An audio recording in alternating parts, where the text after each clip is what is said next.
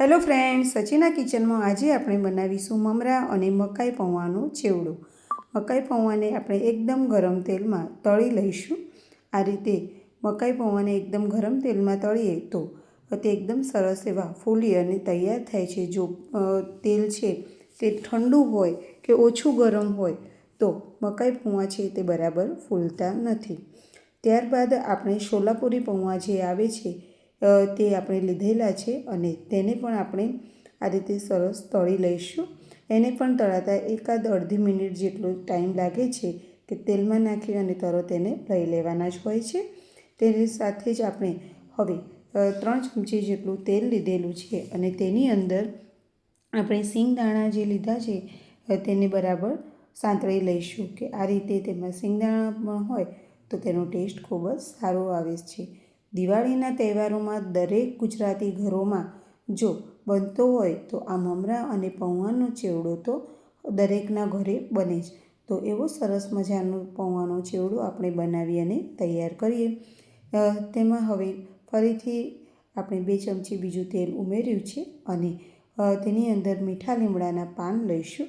સાથે જ આપણે થોડી અંદર હિંગ એડ કરીશું અને 2 ચમચી જેટલી હળદર તેની અંદર એડ કરી લઈશું. અને હવે જે મમરા આપણે છે રેગ્યુલર જે મમરા આવે છે તે મમરા લીધેલા છે.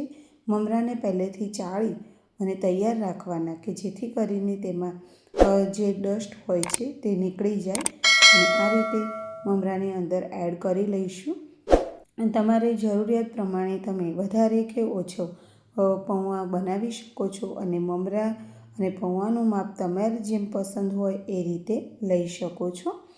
સાથે જ જે આપણે સોલાપુરી પૌવાને તળીને રાખ્યા હતા અને મકાઈ પૌવાને તળીને રાખ્યા હતા તે તેની અંદર એડ કરી લઈશું અને તેને હવે બરાબર મિક્સ કરી લઈશું.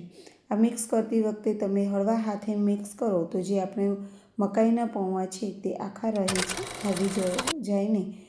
એ રીતે આપણે હળવા હાથે તેને બરાબર મિક્સ કરી લઈશું. તમે જોઈ શકો છો કે ખૂબ જ સરસ એવો અને એકદમ સરળ રીતે બની જાય એવો આ મમરા પૌવાનો ચેવડો અત્યારે આપણે સચિના કિચનમાં બનાવી રહ્યા છીએ. તો ખૂબ જ ટેસ્ટી એવો આ મમરા અને પૌવાનો ચેવડો છે દરેકને ખૂબ જ પસંદ હોય છે.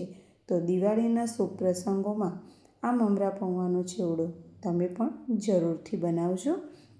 સચિના કિચનમાં આવી રહેલા વિડીયો તમને કેવા લાગે છે તો કોમેન્ટ કરીને જરૂરથી જણાવો કે જેથી કરીને આવા નવા વિડીયો સાથે આપણે મળતા રહીએ. તેની સાથે જ હવે આપણે તેની અંદર લાલ મરચું પાવડર એડ કરી લઈશું 2 ચમચી જેટલો. અને તેમાં હવે મીઠું છે તે તમારે સ્વાદ અનુસાર તમે તેની અંદર મીઠું એડ કરી લેવાનું. 1 ચમચી જેટલું અંદર ધાણા જીરું પાવડર પણ એડ કરી લીધેલો છે. તો આ રીતે બધા જ રેગ્યુલર મસાલા આપણે તેની અંદર એડ કરી લઈશું અને તેને ફરીથી બરાબર મિક્સ કરી લઈશું. તો ખૂબ જ સરળ રીતે અને તમારું પસંદ હોય એ પ્રમાણેના બીજા મસાલા પણ તમે કરી શકો છો કે તેમાં આમચૂર પાવડર પણ એડ કરી શકાય છે, સંચર પાવડર પણ એડ કરી શકાય છે. તો તેની સાથે જ હવે આપણે જે સાંતળી અને સિંગદાણા રાખેલા હતા તે તેમાં એડ કરી લઈશું અને ફરીથી તેને હળવા હાથે સરસ એવો મિક્સ કરી લઈશું. તો ખૂબ જ ટેસ્ટી અને દરેકને પસંદ હોય એવો આ મમરા પૌવાનો ચેવડો બની અને અત્યારે તૈયાર થઈ ગયેલો છે. તેને આપણે 10 મિનિટ જેટલો રૂમ ટેમ્પરેચર ઉપર ઠંડો થઈ જાય ત્યારબાદ તેની અંદર આપણે ખાંડ એડ કરીશું.